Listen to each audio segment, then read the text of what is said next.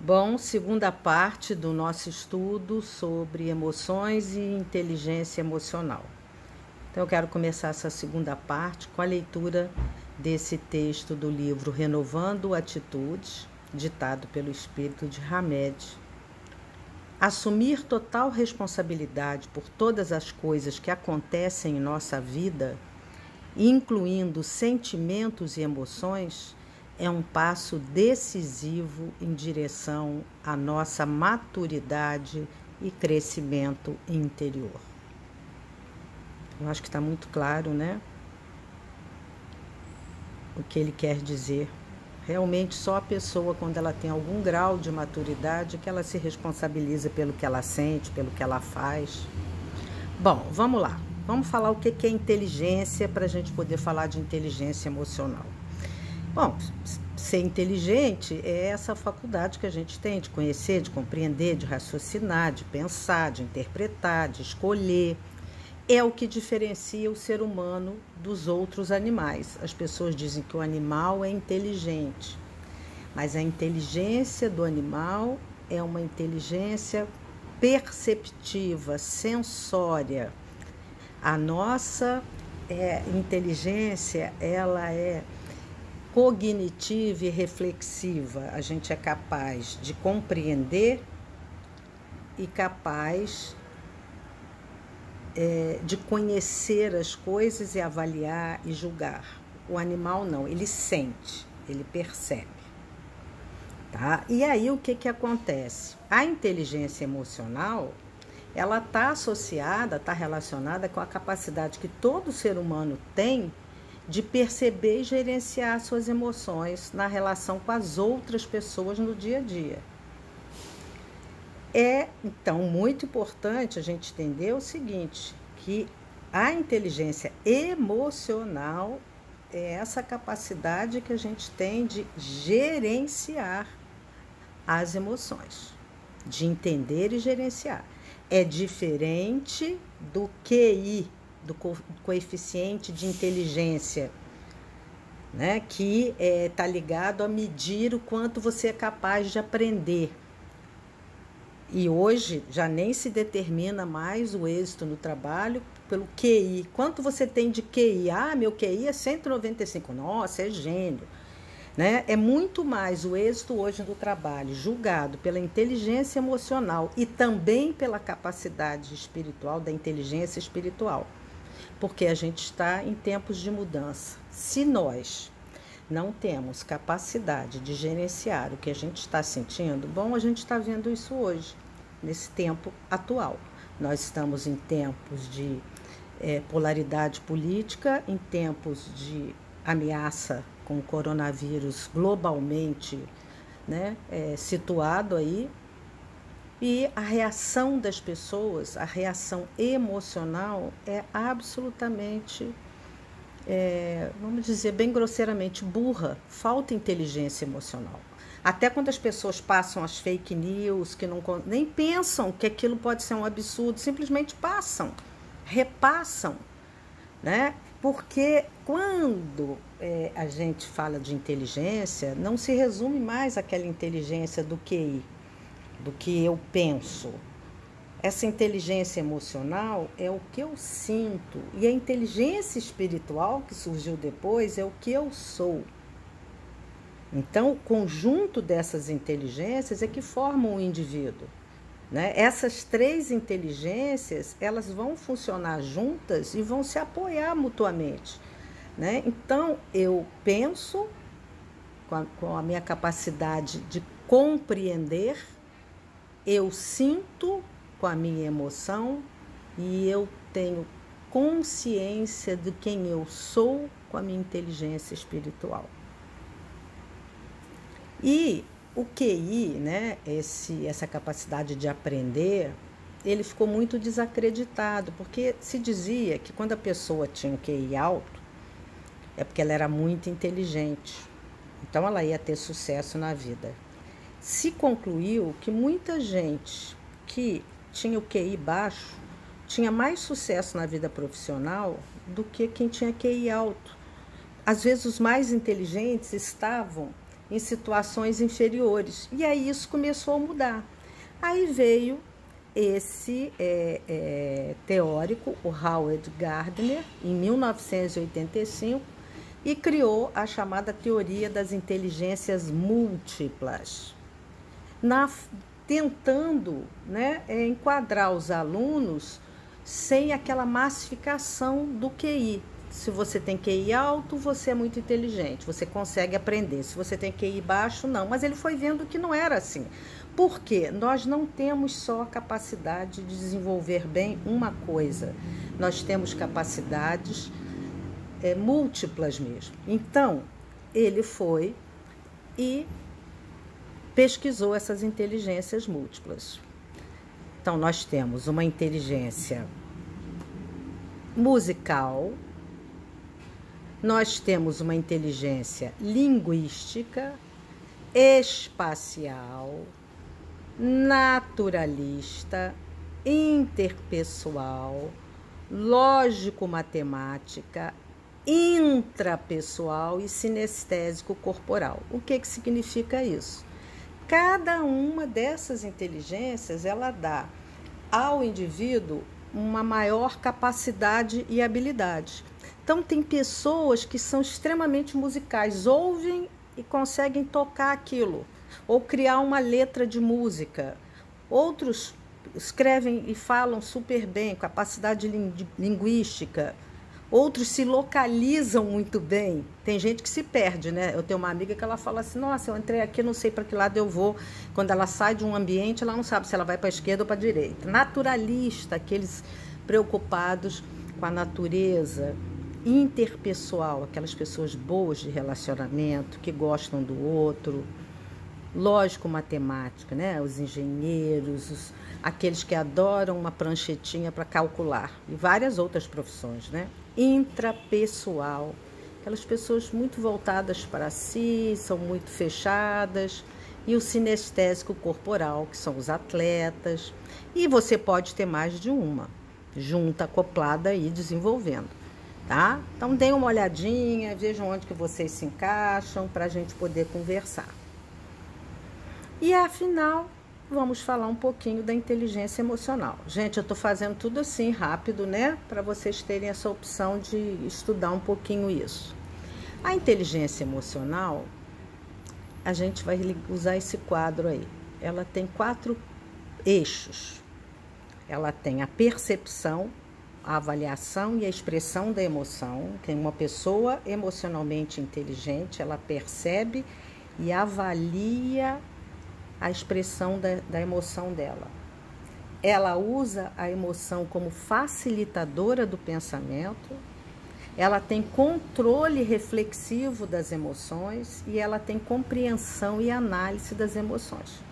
Então, uma pessoa inteligente emocionalmente, ela desenvolve essas capacidades.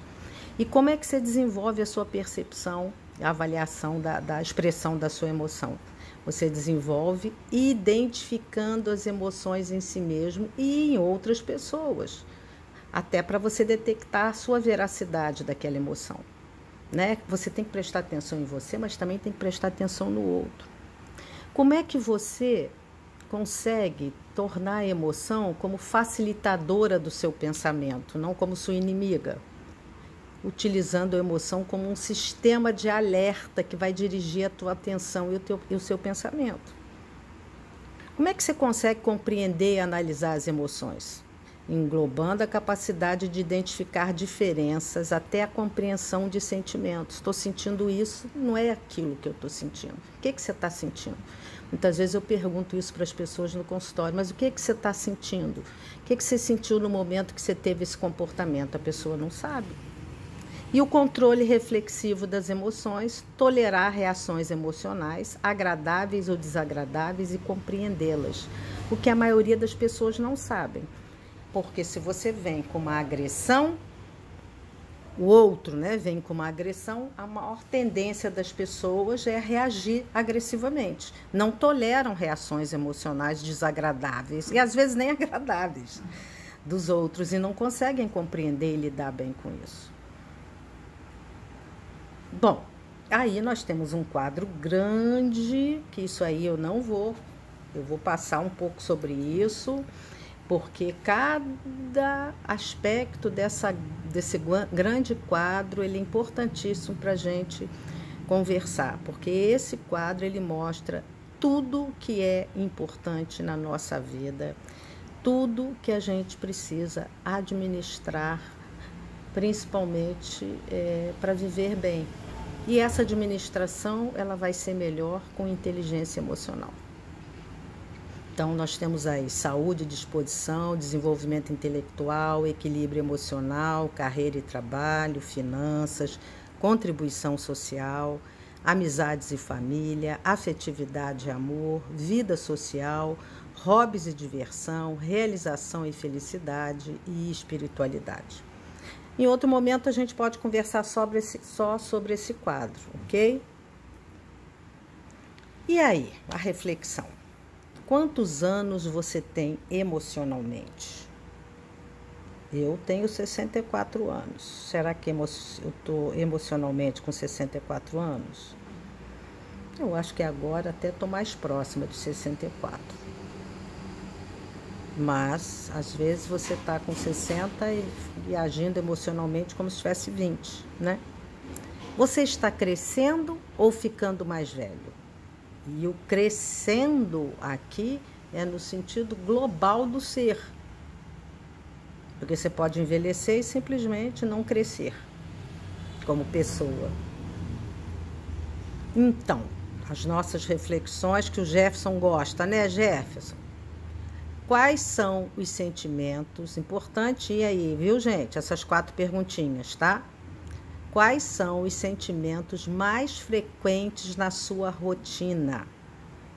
Você saberia dizer por que eles aparecem com tanta regularidade? Quais sentimentos? Também pode incluir as emoções. Segunda pergunta. Pense em 2 situações que lhe causam medo, 2 que desencadeiam raiva, 2 que trazem indignação e 2 que geram tristeza. Quais pensamentos e reações cada uma dessas situações provoca? 3. Pense em alguém que o irritou ou magoou, sem que isso tenha se resolvido até um momento. Agora imagine que você é o advogado de defesa da pessoa que te magoou e deve argumentar a seu favor nesta situação. O que você diria? 4. Quando está numa situação de estresse ou confronto, você normalmente culpa os outros, culpa a si mesmo ou culpa a situação? 4 questões fundamentais para o nosso desenvolvimento. E, como recursos espirituais para transmutar as nossas emoções, nós temos o amor, principalmente, a gratidão, o perdão, que são práticas saudáveis para a nossa vida, junto com a prece diária, a aceitação, a tolerância e a paciência. Então, todas essas ações positivas, elas vão nos preencher, elas vão nos criar como se fosse uma rede de proteção interna, uma luz protetora, que nós vamos também irradiar, e que vai nos tornar imunes às agressões externas. A melhor maneira de você estar imune a uma agressão é você ter um foco. E se o foco está no amor, no perdão, na gratidão, na prece, na aceitação, na tolerância, na paciência, imagina que escudo de luz maravilhoso nós criamos.